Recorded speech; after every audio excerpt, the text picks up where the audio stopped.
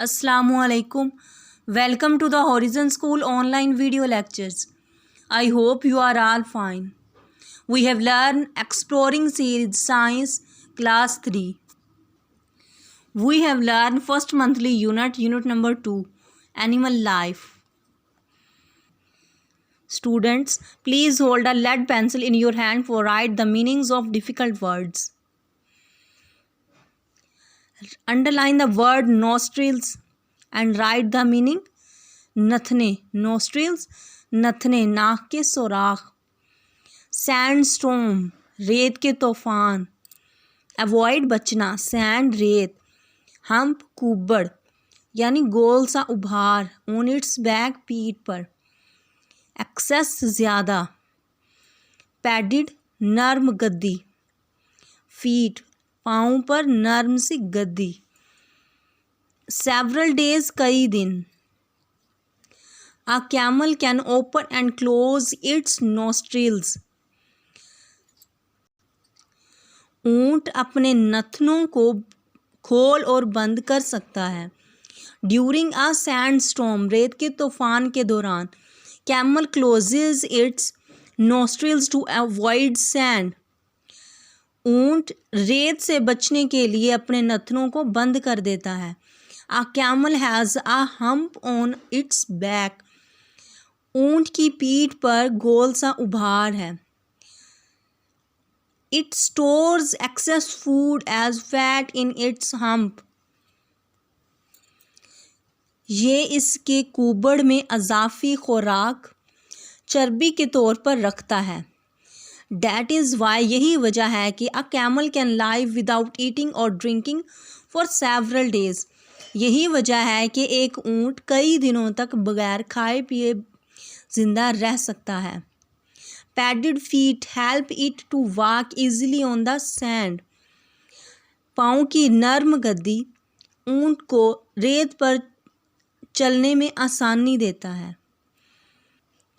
Adaptation of animals living in cold regions. Regions खिते.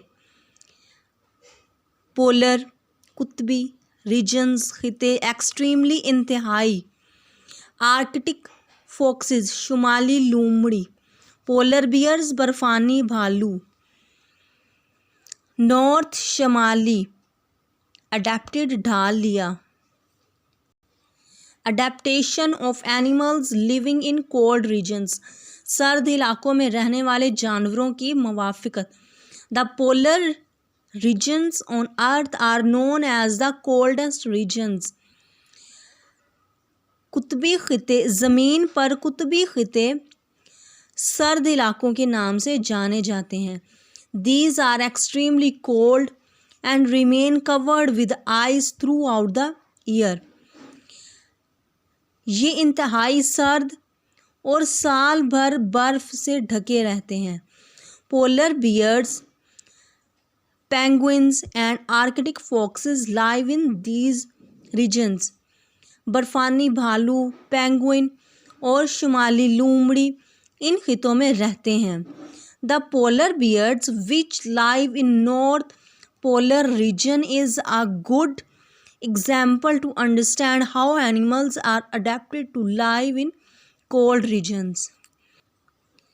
बर्फानी भालू जो शुमाल कुतबी खिते में रहते हैं, ये समझने के लिए एक अच्छी मिसाल है कि जानवरों को किस तरह सर्द खितों में रहने के लिए ढाल लिया जाता है. थिक मोटा. लेयर पर्थ. फर खाल.